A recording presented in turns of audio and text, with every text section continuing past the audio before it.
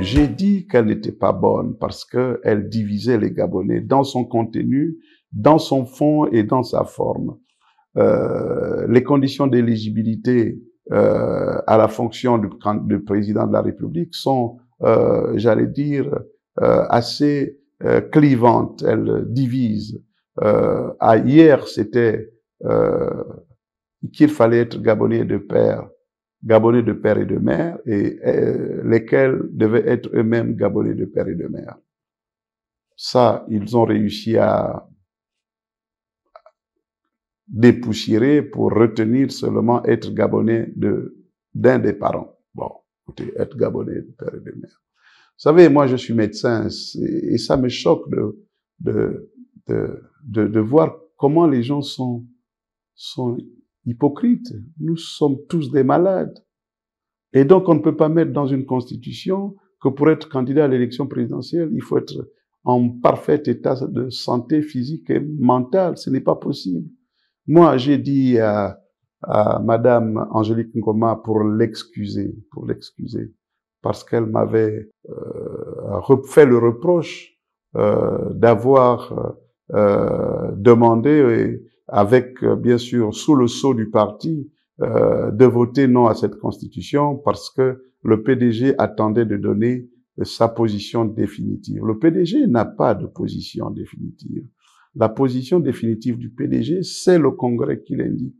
Donc, le PDG aujourd'hui n'a pas une position. Le PDG doit avoir plusieurs positions. Et j'ai dit à Angélique Ngoma, parce que je ne suis pas pour un régime présidentiel hybride, avec un président et deux vice-présidents.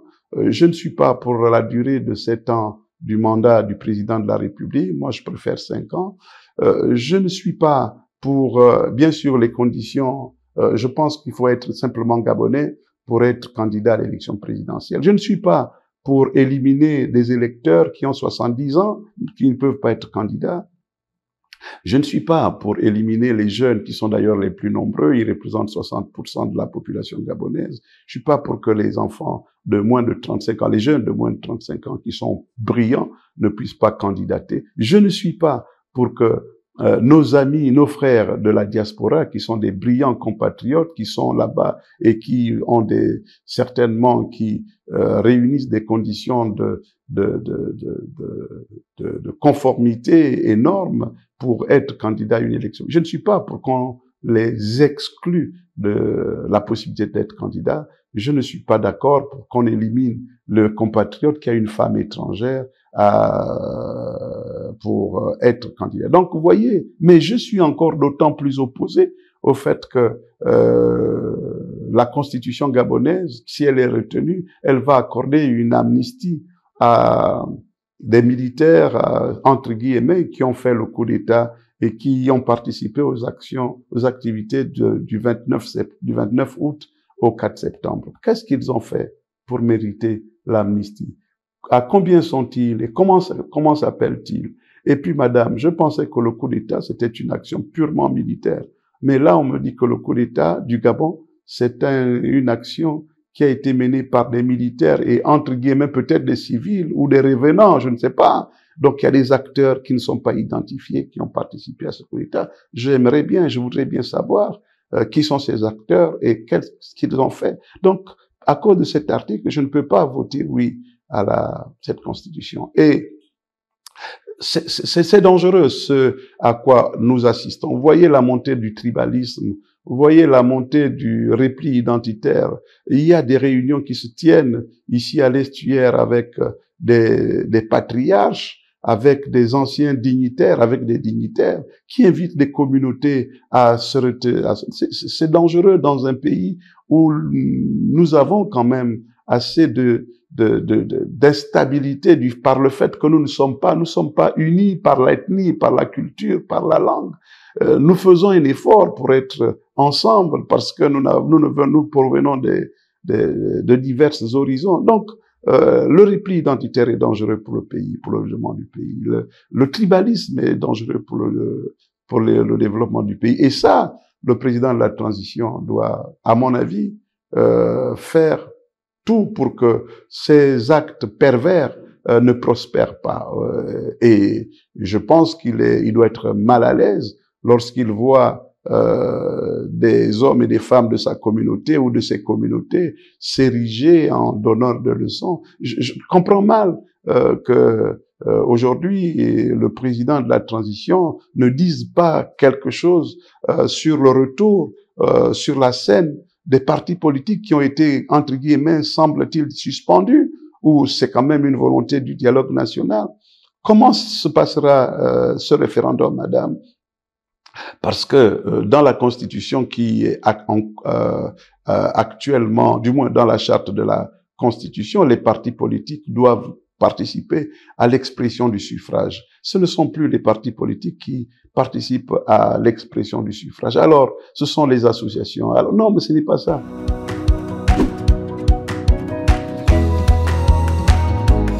Nous sommes dans un état d'exception. C'est un coup d'État. Et le coup d'État arrête tout. Les militaires sont au pouvoir. Ils ont décidé de nommer les députés, ils ont décidé de nommer les sénateurs, ils ont décidé de nommer les membres du gouvernement, ils ont décidé de nommer les responsables de la haute administration. Ce sont les militaires. Et ils ont dit, madame, ils ont dit qu'il n'y a plus d'opposition, il n'y a plus de majorité. Ils l'ont dit. Ça veut dire quoi? Ça veut dire que les partis politiques n'existent plus. Parce que vous ne pouvez pas niveler aujourd'hui, et c'est ce qui se passe maintenant. Vous ne pouvez pas niveler l'exercice de la politique. Vous avez les partis de l'opposition traditionnelle, opposition traditionnelle au PDG, au pouvoir en place, mais déchu. Vous avez les partis de l'opposition. Et vous avez les partis de la majorité, donc les partis alliés au Parti démocratique, avant le coup d'État. Lorsque le coup d'État est intervenu, il n'y a plus de majorité, il n'y a plus d'opposition. Mais le premier responsable du pays doit indiquer la direction. Et il a indiqué, il a dit, je veux que le pays fonctionne de telle sorte que ni les partis de la majorité, ni les partis de l'opposition ne se prononcent au nom de leur camp. Il n'y a plus d'opposition, il n'y a plus de majorité. Que le dialogue politique l'ait dit ou pas, nous vivons un état, un régime d'exception. Et ce régime d'exception nous oblige à développer des comportements, à développer des réflexes. Et vous l'avez dit d'ailleurs, un an après, peut-être que les partis ont attendu, ont observé, et ils se sont dit, bon, on peut démarrer. Ils ne peuvent pas démarrer sans l'autorisation du président de la transition, qui a décidé de tout mettre aux arrêts. Ce n'est pas possible. Donc aujourd'hui, si nous observons ce qui se passe, je pense que c'est lié à la volonté du président de la transition de faire en sorte que, bon, mon Dieu, il y ait une activité, mais qui ne soit pas réglementaire. Les partis, aujourd'hui, vous voyez, c'est une sorte d'hypocrisie.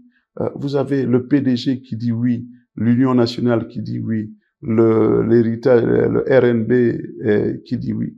Mais vous ne trouvez pas que c'est suspect? Comment ces gens qui n'ont même pas parlé, ou qui ne se sont même pas parlé, disent oui, allons-y, c'est bon? Moi, je pense que c'est vicieux.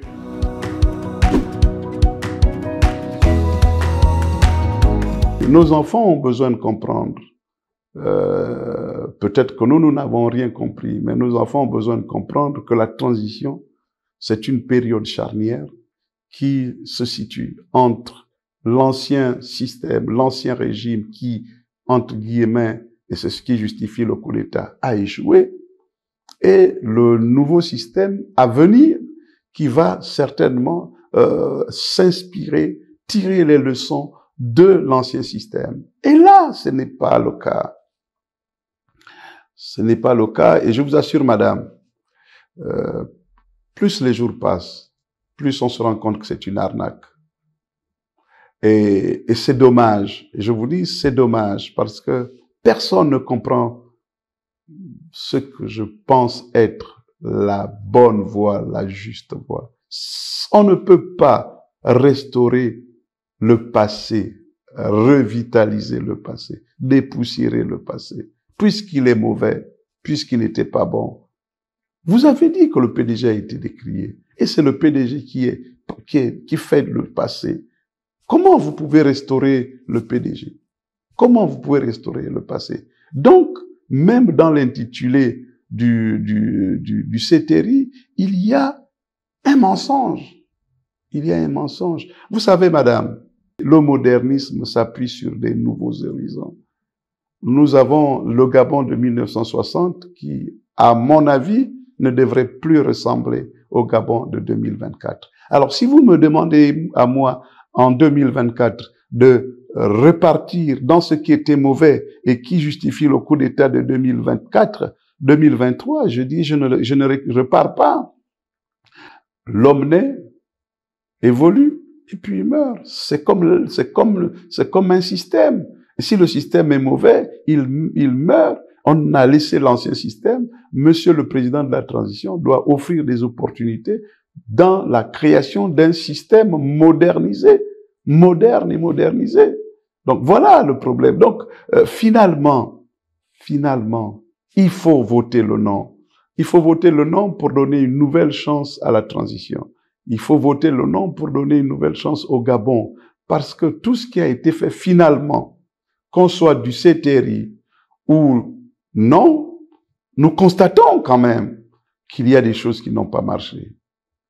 Alors, si nous avons tous l'honnêteté de reconnaître que ça n'a pas marché, que ça aurait pu marcher, regardez notre pétrole, regardez notre manganèse, regardez notre bois, regardez nos poissons, notre mer, regardez les déchets. Si nous pensons que nous avons, nous les pédégistes, failli à notre tâche, mais nous ne pouvons pas reprendre les mêmes choses. Donc, nous ne pouvons pas restaurer. Nous ne pouvons pas restaurer. Nous devons peut-être imaginer une nouvelle vision. Et donc, nous devons inventer l'avenir. Nous n'allons pas puiser l'avenir dans le passé. Donc, il faut voter non pour aider le président de la transition. Parce que le président de la transition, à mon avis, je ne le connais pas. Et je ne veux pas lui faire un clin d'œil. Parce que les gens imaginent que nous disons des choses pour être vus, pour être aperçus, c'est pas ça. C'est une chance. C'est une chance de parler de la transition. C'est une chance de vivre la transition. Ceux qui ont vécu 1990 ont façonné le Gabon à l'image de leur ambition, de leur vision, de leur expérience.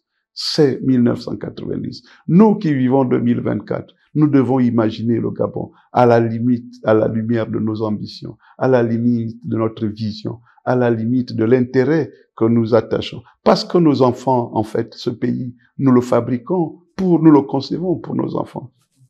Donnons à nos enfants un pays qui est différent de celui dans lequel nous avons vécu, où il n'y a pas d'eau, où il n'y a pas d'électricité, où il y a une santé à 2 vitesses, où il y a une école à 2 vitesses. Donnons à nos enfants mieux que ce que nous avons eu.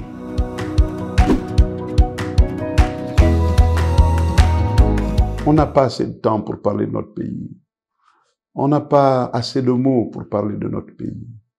Et nous devons être solidaires de la vision qui consiste à donner le maximum de chance à nos enfants, à nos petits-enfants. Nous devons rêver d'un Gabon différent de celui dans lequel nous avons vécu. Nous devons rêver d'un Gabon écarté de l'injustice. C'est vrai que les humains sont fondamentalement injustes, mais nous devons nous débarrasser de l'injustice, du favoritisme. Vous savez, madame, un médecin, comment il vit au Gabon? Mais il faut faire de la politique, il faut être nommé, il faut cirer les pompes pour être à l'abri du besoin. Alors que il faut valoriser les métiers. Un médecin, pour payer les écoles de ses enfants, il doit faire des gardes, donc il doit abîmer sa santé. C'est exactement la même chose pour tout. Vous voyez les enseignants, ils ont créé leur propre univers. Ils font des cours la journée et ils font des cours de rattrapage systématique. C'est une façon d'arrondir leur fin du mois. Donc, regardez le scandale de l'ASEG. Mais ça, c'est lié au fait que les gens ne sont peut-être pas payés à leur juste valeur. Il faut un Gabon du mérite. Celui qui est médecin doit être médecin, mais celui qui est balayeur de la rue doit être balayeur de la rue. Sauf que nous constatons que ceux qui n'ont pas fait l'école, mais choisissent des raccourcis pour venir commander ceux qui ont fait l'école. Nous constatons que les militaires qui ne sont pas faits pour faire de la politique ont décidé maintenant de faire de la politique. Mais qui va nous protéger, qui va défendre notre intégrité territoriale. Donc c'est dangereux.